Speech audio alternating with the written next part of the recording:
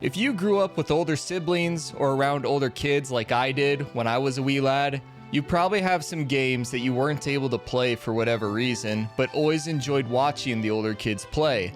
These games are always just as enjoyable to watch as they are to play because of how immersive and well made they are. Welcome back to A Taste of Nostalgia, everyone, and in today's episode we are going to be covering one of the greatest video games of all time, a game that defined not only a generation, but a console. The Legend of Zelda: Ocarina of Time. The Legend of Zelda and I go way back. I remember being a very young boy, probably around 4 to 5 years old, watching the older kids at a daycare that I used to go to play through Ocarina of Time. I can still, to this day, remember them fighting Ganon for the first time and thinking to myself, this game is amazing. The wonder that this game made me feel when I was little still sticks with me to this very day, and I never even picked up the controller back then. You know a game is good and very well done when it can take you on a journey without you even playing it, just by watching it. That is what The Legend of Zelda: Ocarina of Time is to me, and why it means so much to me. I don't remember exactly when I played through Ocarina of Time on my own for the first time, but it was probably in my early middle school years when it came out on the Nintendo 3DS. I remember making sure to 100% complete this game on that playthrough. Sure, I had to use a guide, but I enjoyed every second of this game. I am very happy to play through this game for you all in this video. I won't be 100%ing this game this go around, but I will pick up any heart piece or gold skulltula that I can find. With all that out of the way, let's just jump right into it. The game begins with a vision that Link has where he's standing in front of a castle where a horse with a girl, about Link's age, rides off into the distance. There's then this strange dude on a black horse who shows up and reaches out to Link. I don't want any of you to even lie about it. You all had nightmares as a child involving this cutscene. You know it, I know it, we all know it. We then awake from our nightmare in an even worse dystopian future, modern day, after the great Deku tree tells Navi the fairy to go to Link's side. Navi then disturbs our peaceful slumber to make us work for a living. That's okay though, Kokirian welfare sucks anyway. We step outside and see another Kokiri, this time a girl named Saria. Look, I'm just gonna say this here, young Josh was a boy of many crushes. Saria was one of them, and little Josh had the eyes for her. I'm not going to elaborate any further. We then acquire the Kokiri sword and shield and go to see the Deku tree. We then loot the locals, gather some rupees, and make our way to the Deku tree. The Deku tree tells us that there is a curse upon him, and the only way to break the curse is to destroy its source inside of him. We enter the great Deku tree and begin to slash everything inside him with the sword without asking if it's good or bad. The Great Deku Tree dungeon is your typical run-of-the-mill, simple tutorial dungeon. It teaches you the basic mechanics of using your shield and Z targeting, something you'll be doing the entire game. This dungeon, though, is very well done. It teaches you the basics of this game and how you approach dungeon crawling, the importance of maps and the compass, and how to look around your surroundings to find switches. Everything this dungeon does is very well done and designed, and it properly prepares you for the other dungeons in this game, as they'll all use the same gameplay ideas and how it expects you to tackle obstacles and solve puzzles. Also, it does all of that in a way that isn't hand-holding. You are free to explore, try and fail at problem solving at your own pace. There are even enemies that give you a number combination that you have to memorize for later in the dungeon. What first dungeons in games trust you to memorize number sequences? Ocarina of Time is one of those games that doesn't think its player is incompetent, like modern Game Freak games do. The game devs knew that you can solve any puzzle with enough time, and it lets you tackle them at your own pace, which is very well done, and it's great game design. There are other dungeons in this game, which I consider to be my favorites, but that doesn't mean I can't acknowledge how well done all the dungeons in this game are. Yes, I said all of them. We make our way to the parasitic armored arachnid, Queen Goma. Goma is also your standard first boss in a video game. She isn't that hard to fight, just use your Deku nuts and you'll take her down no problem. Speaking of Deku nuts, I personally think that Deku nuts are a really good item, despite what the community says. We will see later in this video how Deku Nuts can trivialize other bosses in the game. After defeating Queen Goma, we return to the Great Deku Tree, who tells us about a man from the desert who put the curse on him. The desert man wants to access the Sacred Realm, which is the place where the three goddesses left Hyrule and the resting place of the Triforce. However, in order to enter the Sacred Realm, you need the 3 spiritual stones to open the door. The Great Deku Tree gives us the spiritual stone of the forest, and he dies of cringe. However, before he dies, he also tells us to break into the royal family's castle and speak with their daughter, who is just a little girl, and have her help us save the world. I mean, what else do kids do, am I right? So we proceed onwards to break into a royal castle to recruit a fellow child to help defeat an evil sorcerer and save the world. And if you didn't know this was an Ocarina of Time video, you probably thought I was talking about Fire Emblem.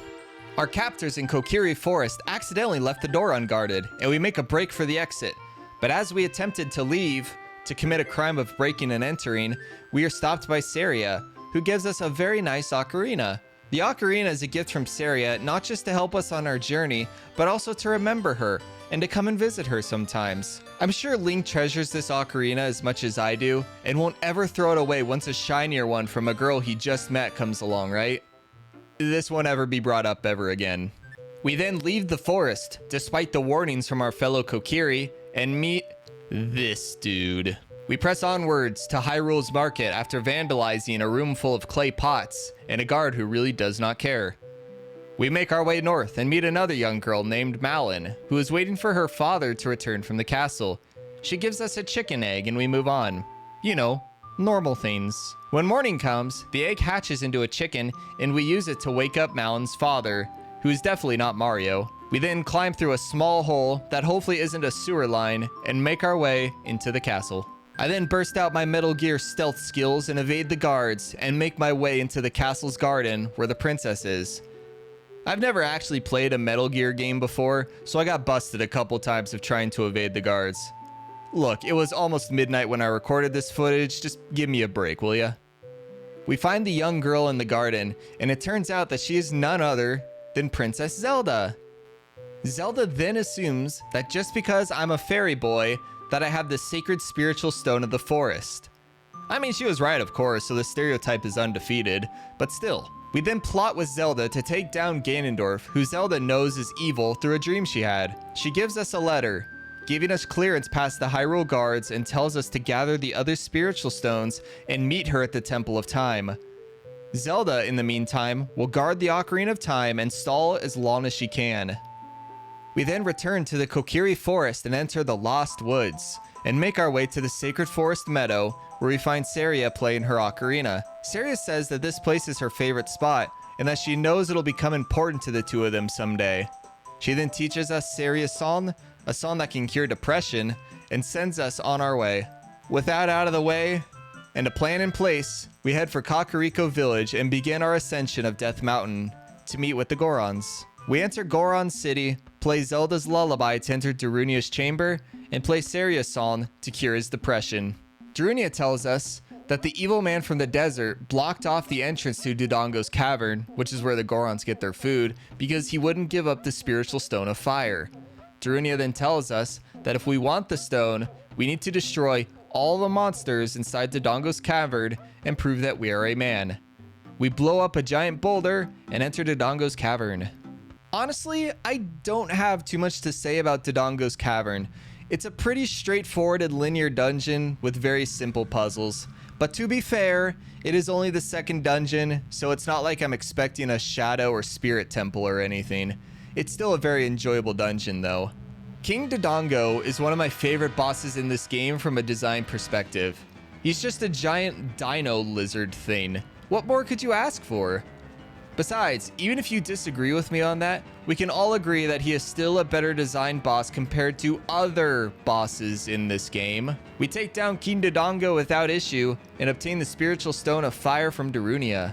2 down, 1 to go. Now that we have 2 of the 3 spiritual stones, we can make our way to Zora's domain to obtain the spiritual stone of water. We head to Lake Hylia and conveniently find a letter in a bottle from Princess Ruto saying she has been eaten by Lord Jabu-Jabu. We give it to the Fish King and he lets us enter inside of Jabu-Jabu to rescue his daughter. This features one of the greatest cutscenes in all of gaming, the iconic King Slide.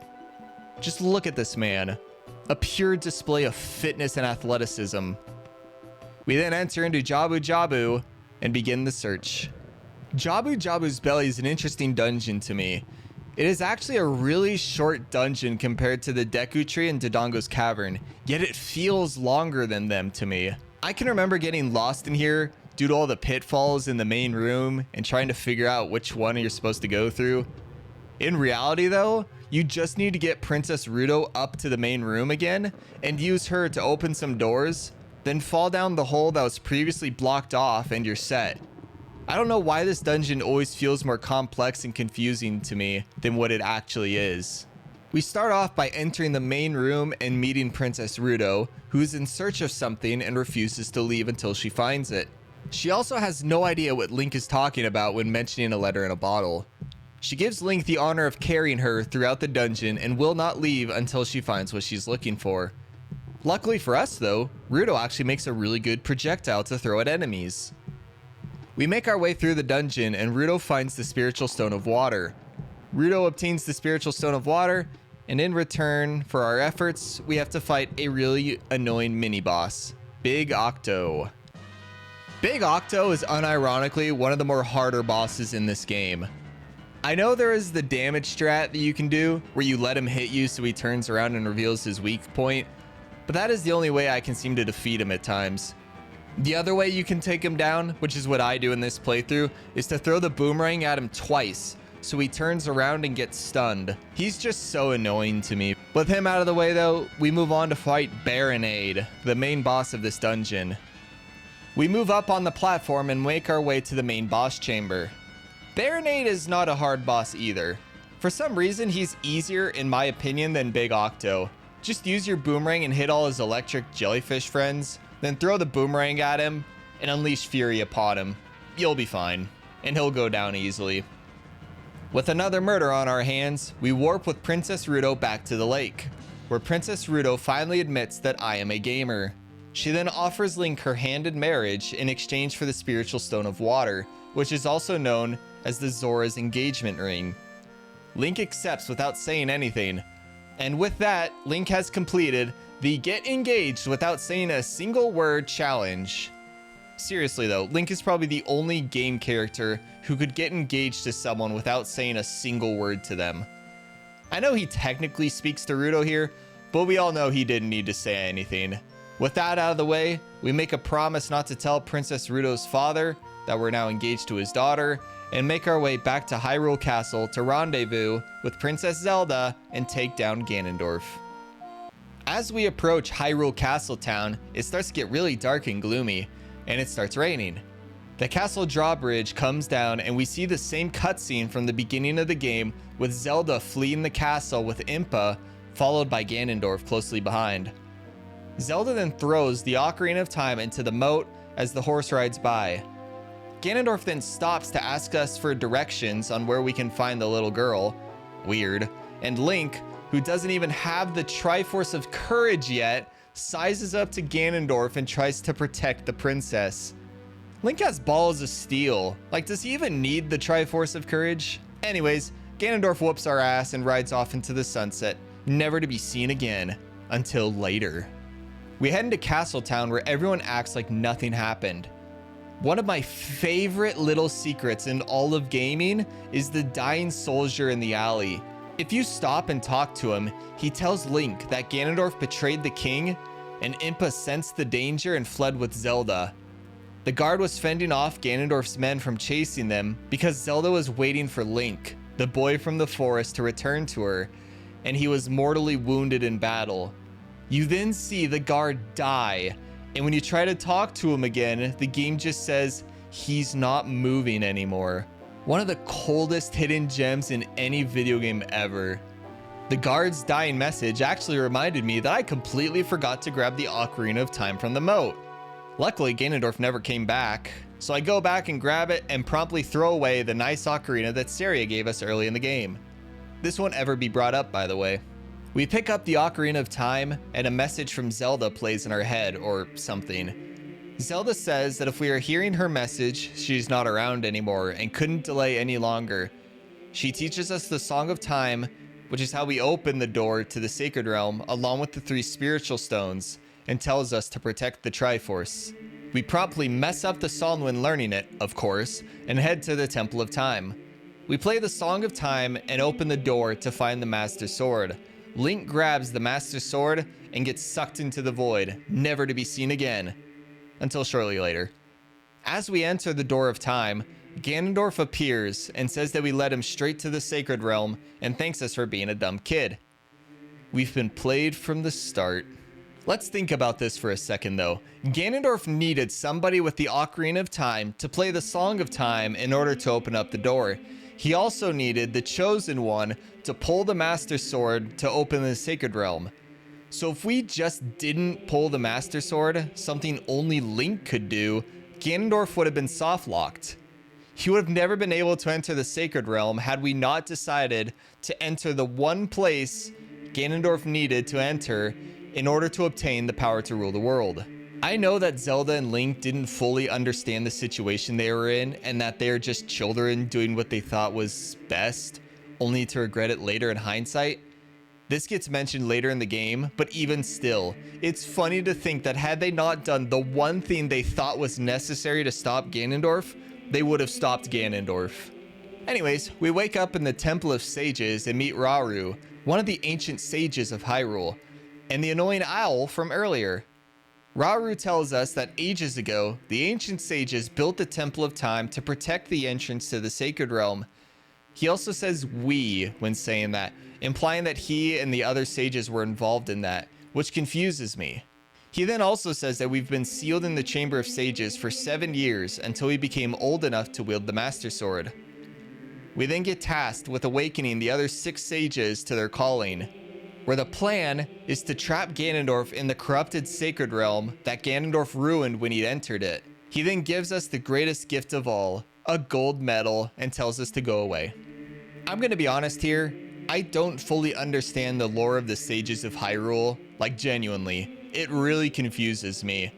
Like, were all the sages around from the very beginning and just living undercover of sorts, waiting for the time to seal an inevitable evil away into the Sacred Realm? If that's the case, then how did Ruto age? All the other sages don't age in the time skip, but Princess Ruto does. Could someone please explain the lore of the sages to me? Leave a comment down below and help a brother out, yeah? We then meet a mysterious person named Sheik, who tells us absolutely nothing. Something that will become a trend in this game. We then ditch Sheik to see what a wonderful world Ganondorf created after entering the Sacred Realm. Turns out, the world Ganondorf made was pure shit. The people still seem friendly though.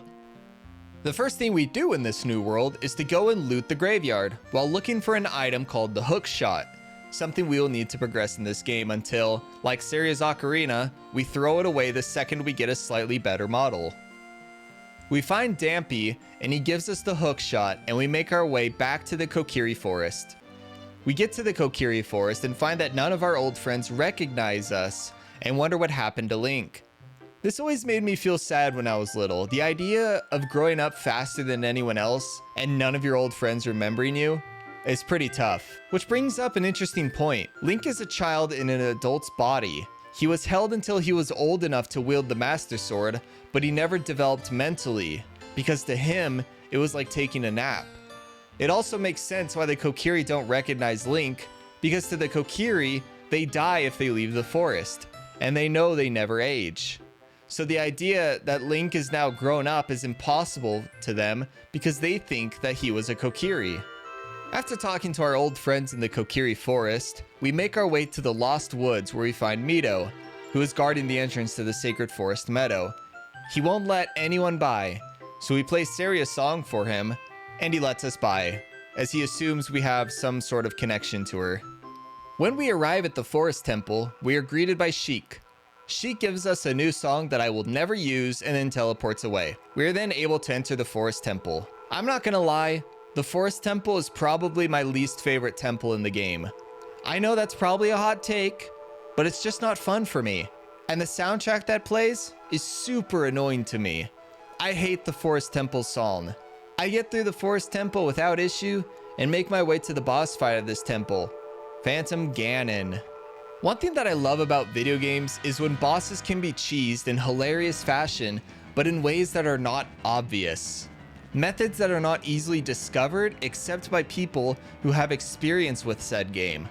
Phantom Ganon has a cheese strat like that. When Phantom Ganon is jumping in and out of the paintings, you can stand next to the pole by the entrance and none of his attacks will be able to hit you. Until he starts flying around without his horse. But it's a nice little cheese strat for phase 1 of his fight. Phantom Ganon as a whole isn't really that tough of a boss, and we take him down without issue. The real Ganondorf then banishes him to the gap between dimensions, never to be seen again. We take our reward for killing a man in the form of a heart and enter the mystical light. Saria is now able to awaken as a sage and gives us her medallion and places us in the eternal friend zone. As we are leaving the forest, the new Deku tree sprout emerges and tells Link that he is not really a Kokiri, he's a Hylian, which is why he was able to leave the forest without dying. Imagine saving a bunch of lives just to be told that you're adopted. We return to the Lost Woods, where we inform Mido that unfortunately, Saria isn't coming back. Mido accepts this and asks us to deliver a message to Link if we ever see him. Again, he still doesn't know it's us. He wants Link, or us, to know that Saria always loved him. Absolutely heartbreaking. But there is no time for sorrow. We are ready to press on to the Water Temple. Normally after the Forest Temple, you would move on to the Fire Temple next, but I decided to mix things up a little bit and do things out of order. Before you can start the Water Temple, you need to do a side quest where you head to the Ice Cavern. The Ice Cavern isn't too terrible, just some annoying ice monsters that freeze you all the time. When we reach the end of the Ice Cavern, we find Sheik again. Sheik tells us that he just chiseled out Princess Ruto from the ice and that she's on her way to the Water Temple.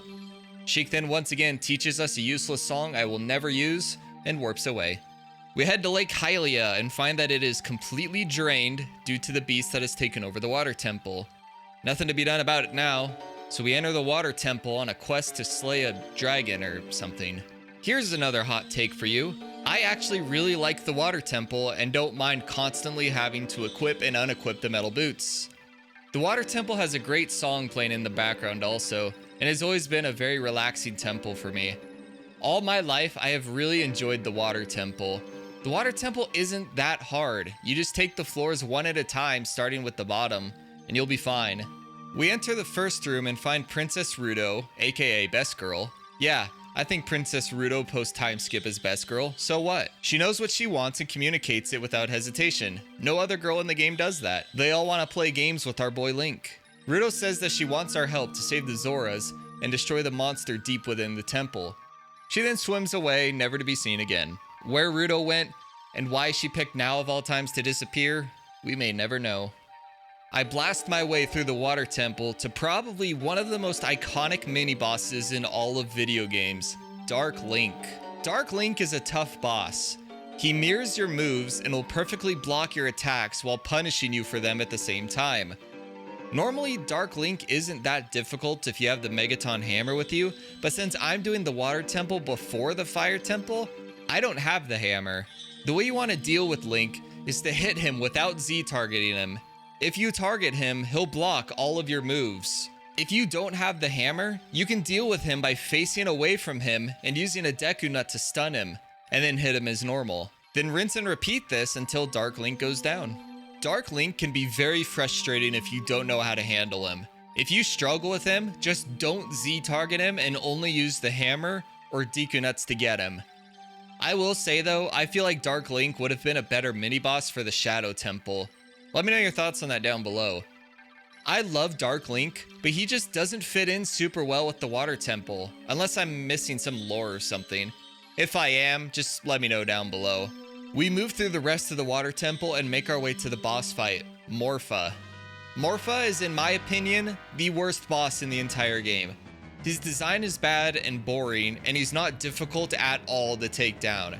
There is, however, a really funny cheese strat you can pull off on him really easily. If you stand in one of the corners and long shot him, you can pull him into a corner and sidestep around him to trap him in the corner and finish him off in one go. It is always really satisfying to pull it off. You struggle through a dungeon that can be really annoying at times just to destroy its boss in 15 seconds. With that being said, we collect the heart piece and enter the mystic portal, allowing Princess Ruto to awaken as the Sage of Water. She gives us the water medallion and tells us to give Sheik her regards. Second dungeon is out of the way, now it's time for the Fire Temple.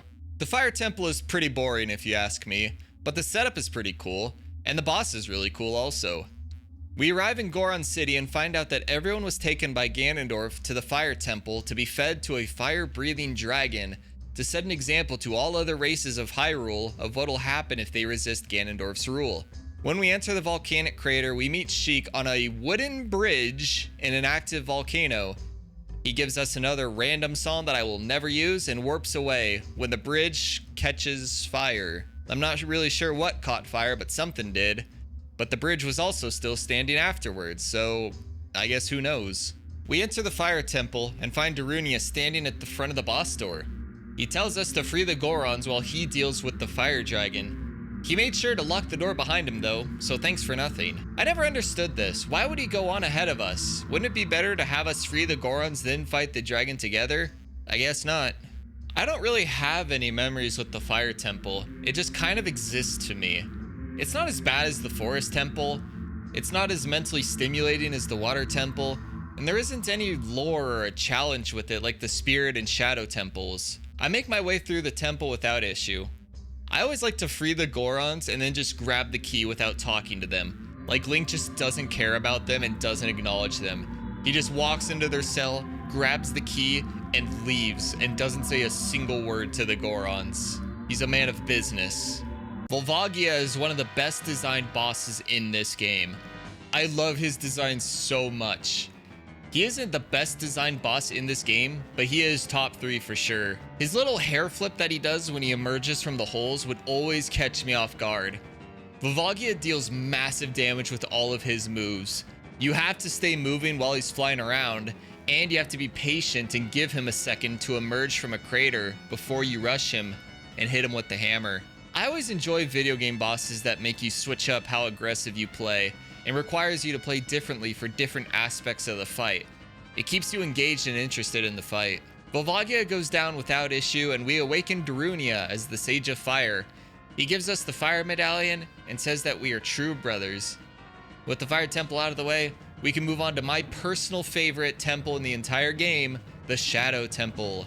Easily my favorite temple in the entire game. The Shadow Temple is everything that I love about the Zelda franchise. One thing that some games do that I really love is have a very deep and dark lore surrounding what lore they already give you on the surface of a game or franchise. The Shadow Temple shows us that Hyrule has a very dark and bloody history.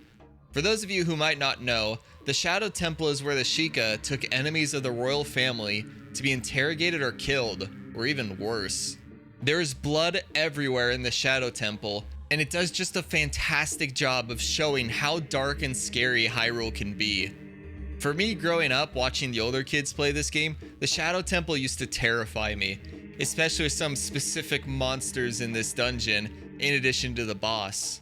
The Shadow Temple is what I credit for making me interested in Zelda lore. It reveals that there is so much beneath the surface when it comes to the lore, and that just made me want to dive in and learn as much about this franchise as possible.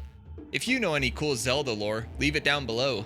Before we enter the Shadow Temple, we need to go to the bottom of the well to retrieve the Lens of Truth, which we need to see fake walls and invisible platforms within the Shadow Temple.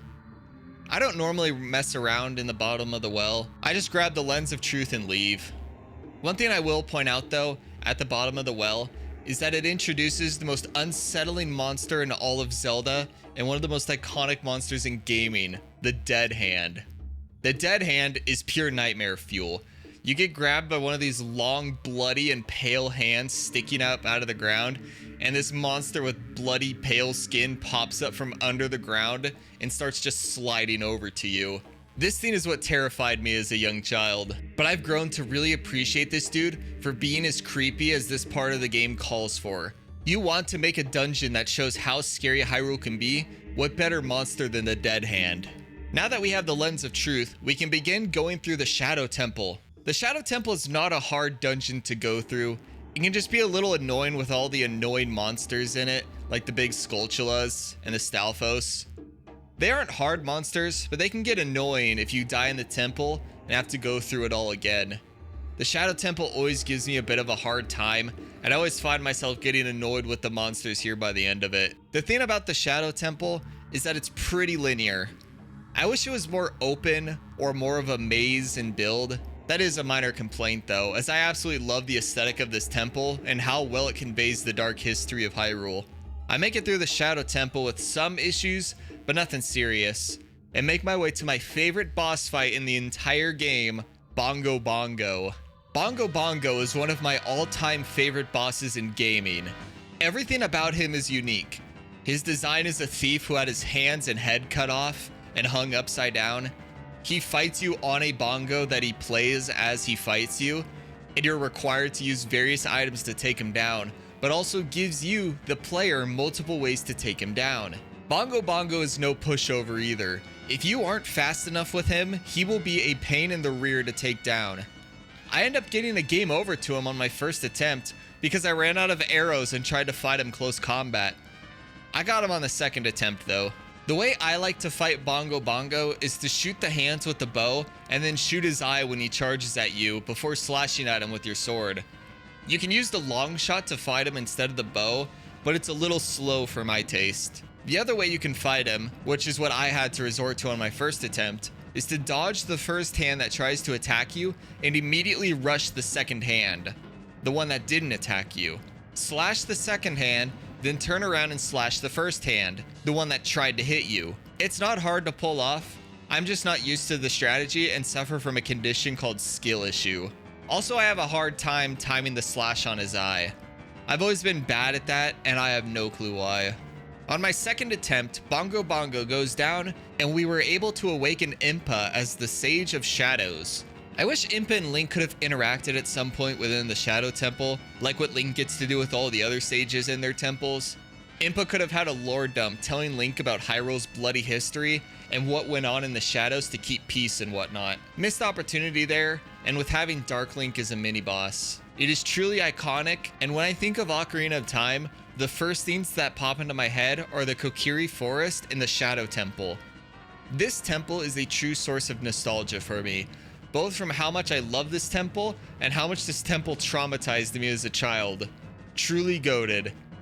With the Shadow Temple down, we can move on to the final temple in the game, the Spirit Temple. While the Shadow Temple is my favorite temple in the game, the Spirit Temple, in my opinion, is the best temple in the game. I don't fully know where I stand on this take, but a part of me feels like Child Link should have had more to do with the 6 sages and their temples. The only ones that Child Link was involved with were the Shadow and Spirit temples. Even then, his involvement with the Shadow Temple was only a few minutes to get the Lens of Truth. The Spirit Temple uses Child Link pretty well, I would say. You use him to meet the Sage and obtain the Silver Gauntlets after a mini dungeon of itself. Before I talk about that though, we need to get to the Spirit Temple first. The journey to the Spirit Temple is longer than any other dungeon in the game, and it starts with the Gerudo Training Grounds. We infiltrate the training grounds and have to rescue some carpenters who ran off to become thieves, but ended up becoming prisoners in the process. The Gerudo guards don't really put up a fight, and I almost cleared the training grounds without being caught once, until the final fight where the guard swept Link off his feet and captured him. So we make our return by headshotting some guards with arrows, which doesn't kill them somehow, and take down the final guard. We then get a free pass to join the Gerudo and access to all their locations. I am not doing the training test here this playthrough.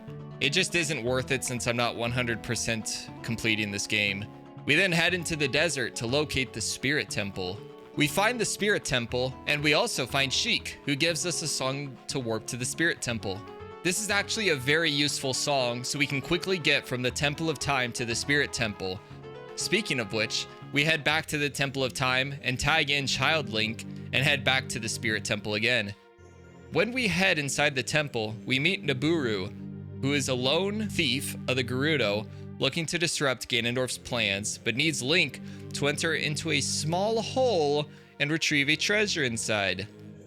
Yeah, that is one of the lines in this game. Retrieving the Silver Gauntlets goes pretty smoothly. I really enjoy the gameplay of the Spirit Temple. From the floating Anubis statues that mirror your moves that you have to guide into the fire, to the armored knights that can almost one-shot you, there's a lot of interactive gameplay in the Spirit Temple. When we leave the Spirit Temple to try and give Nabooru the Silver Gauntlets, we find her being taken captive by some evil witches named Kotake and Koume. Thankfully, Nabooru manages to shout our name in front of them, letting them know that we're here. Wouldn't want to be discreet. Thankfully, they don't care and they just fly back inside. With the Silver Gauntlets, we are now done with Child Link for this game. Now it's time for Adult Link to tackle the remainder of the Spirit Temple. The adult section of the Spirit Temple is just like Child Link's in that the enemies are the same and you need to use the sunlight to progress through the temple. The Spirit Temple does not provide too much of a challenge, so we were able to get through it with no problem and obtain the Mirror Shield while working on it. One thing that I really enjoy about the Spirit Temple is the layout of it all.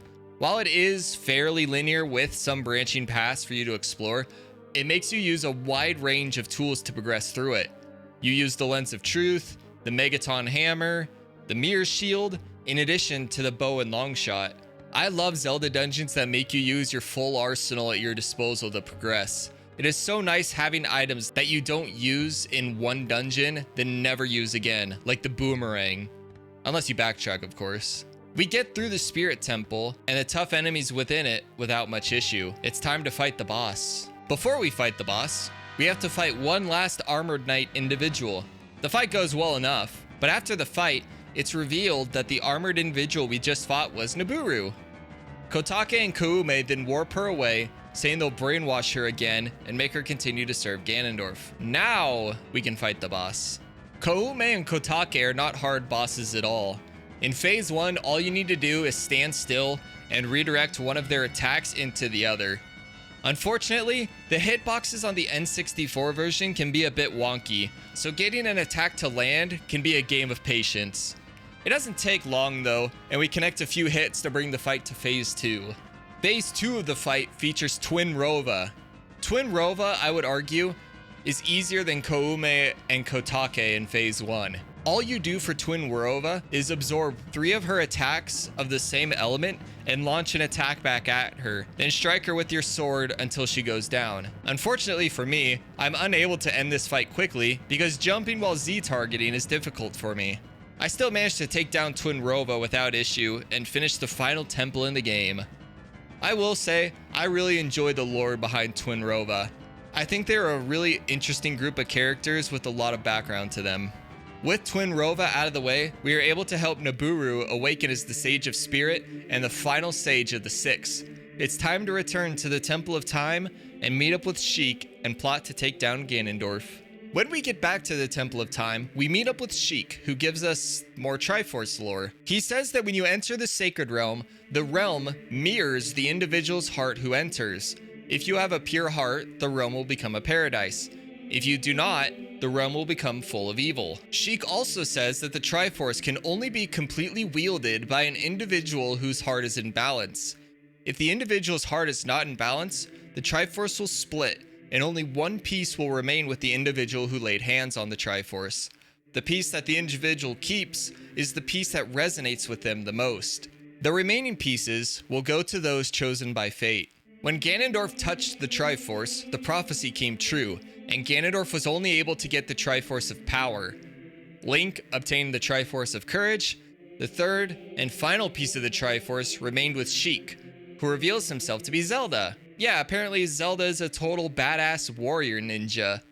Of course, once Zelda reveals herself, Ganondorf captures her and warps her to his castle and dares Link to come and rescue her. Naturally, we head to Ganon's castle, where we have a series of small challenges to complete in order to lower the shield protecting the main stairway. I won't talk much about the individual challenges. I will just say that they aren't that hard, and they involve every tool and weapon you acquire throughout the game, and similar puzzles you've seen all game. It's like a TLDR of the entire game, in a way. We make our way up to Ganondorf's lair and find Zelda there as well, still in the crystal cage thing that she's in. Ganondorf stops playing the piano to challenge us to a game of tennis. We take him down without issue, and he falls in defeat. With Ganondorf's last breath, he tears down the castle on top of Zelda and Link. Naturally, while fleeing the collapsing castle, we leave Zelda behind because it's every man for himself on these streets. Unfortunately, we need her to open some doors, so I guess we have to go together. When we escape the castle, Ganondorf appears once again and uses the Triforce of Power to transform into his final form, Ganon. The final Ganon fight is not that hard.